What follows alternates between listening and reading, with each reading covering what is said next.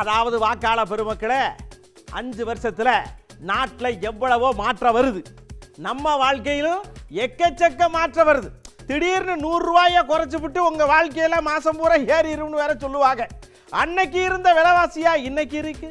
ஆனா மாறாம இருக்கிறது என்னன்னா அது ஒண்ணு, அது கூட்டணி கட்சிகளுக்கு ஒதுக்குற சீட்டு தான். அது கூட்டணி கட்சிக்கு கொடுக்கிற விளக்கம் இருக்குது பாருங்க, அது மாறவே மாட்டேங்குது. எப்படி மாற மாட்டேங்குங்கிறத இப்ப நாம பார்ப்போம். திமுக கூட்டணியில் மறுமலர்ச்சி திராவிட முன்னேற்ற கழகம் இந்த நாடாளுமன்ற தேர்தலில் ஒரு தொகுதியில் போட்டியிடுவதென தீர்மானிக்கப்பட்டது. திமுக தலைவர் அவர்கள் தளபதி ஸ்டாலின் அவர்கள் நானும் கையெழுத்து போட்டிருக்கிறேன். எந்த சின்னத்தில் போட்டிடுறீங்க? நாங்கள் தனிச்சின்னத்தில் போட்டியிடுறோம். 2 தனி தொகுதிகளில் விடுதலை சிறுத்தைகள் போட்டியிடுவோம்.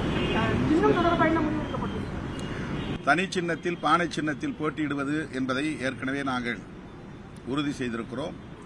தேர்தல் ஆணையத்தில் விடுதலை சிறுத்தைகள் கட்சியின் சார்பில் பொது சின்னம் எங்களுக்கென ஒதுக்க வேண்டும் என்று கோரிக்கை விடுத்து 15 நாட்களுக்கு முன்னதாகவே தேர்தல் ஆணையத்தில் மனு கொடுத்திருக்கிறோம். இந்த தேர்தலில் நான் போட்டியிடுவதாக இல்லை, என் கட்சியும் எப்படித்தான். ஆனால் இந்த கூட்டணிக்கு எங்களுடைய எல்லா ஒத்துழைப்பும் இருக்கும். இது பதவிக்கான விஷயமே அல்ல, நாட்டுக்கான விஷயம் என்பதனால் நான் எங்கு கை குலுக்க வேண்டுமோ அங்கு கை குலுக்கி இருக்கிறேன். மாநிலங்களவை அதாவது ராஜ்யசபா தேர்தலில் மக்கள் நீதி மையத்திற்கு 1 இடம் ஒதுக்கீடு செய்வதெனவும் முடிவு செய்யப்பட்டுள்ளது.